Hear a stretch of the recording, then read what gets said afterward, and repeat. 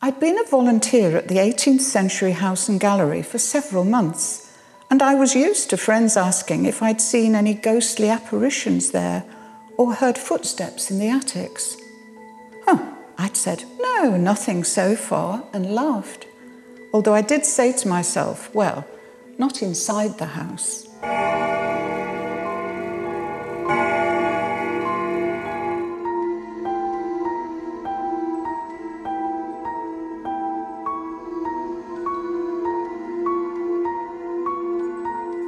In my very first week, I'd been helping to close up, checking the rooms and so on, just as it was getting dark. I was easing the creaking window shutters into place when I saw a little girl peeping through the iron railings outside.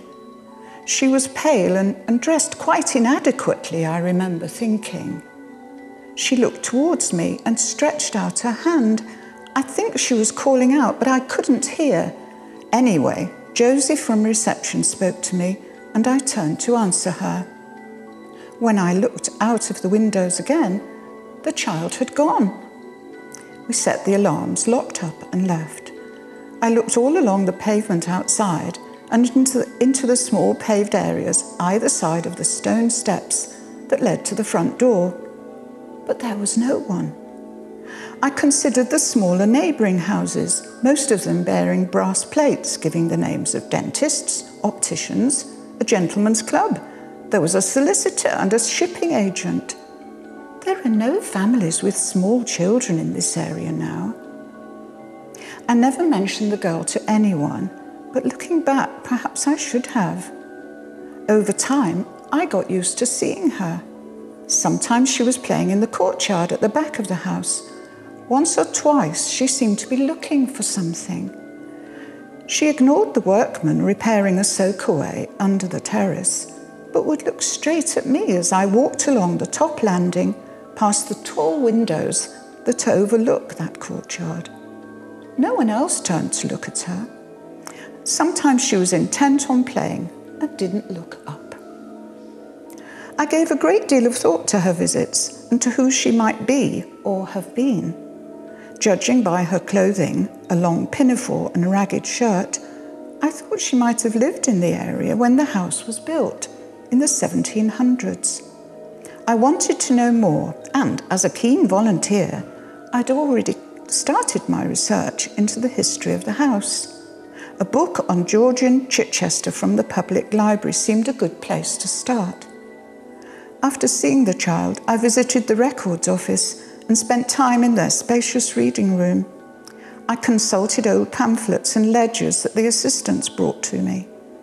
I learnt about the foul-smelling area of leather tanneries and poor dwellings that existed in the Pallants area before Henry Peckham, a wine shipper, built his gracious house there. Henry, it was generally thought, was a thoroughly unpleasant character. A local man, he had met and married an older woman from London for her fortune. He was 27 and she was in her 40s. The marriage was not happy and did not last. However, they had the house built and it is still one of the finest in Chichester. The neighbourhood gradually improved and Pallant House was the largest of the buildings there. It was said that from the top floors, Henry could watch his ships returning to Fishbourne Harbour with their cargoes of Portuguese wine, and that he would alert them if the customs men were about. Just how quickly he would do that without the benefit of mobile phones, text messages and so on, I did wonder. When the place was an area of workshops and industry, it would be teeming with children. But why, I wondered, had this small soul lingered and appeared to me? I decided she was a restless spirit because of some great sorrow or injustice. Perhaps Henry had a liaison with a local woman or girl, and perhaps Rose, as I thought of her, was the product of such a relationship. Had the child and her mother been a nuisance to the social climbing Henry? Had he disowned both of them? And how in the 18th century would an unmarried mother and child survive? I was worried at first about my visions, but But as I saw her more frequently, I became less concerned and more intrigued. I continued my research. One morning, I arrived for my duty at the gallery, and there was great excitement.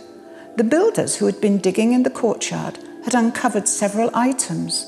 One of these was a fragile leather pouch still holding 3 glass marbles and a child's silver ring. An expert from the museum was called and gave his opinion. Now was hardly the time to mention the tiny ragged child, and I'm glad that I didn't, because her visits became less frequent. And then strangely, just as the little pouch with its contents was put on display, her visits stopped. Everyone was talking about the ring. It had the name Hetty scratched on the inside, which I believe is the short form for Henrietta.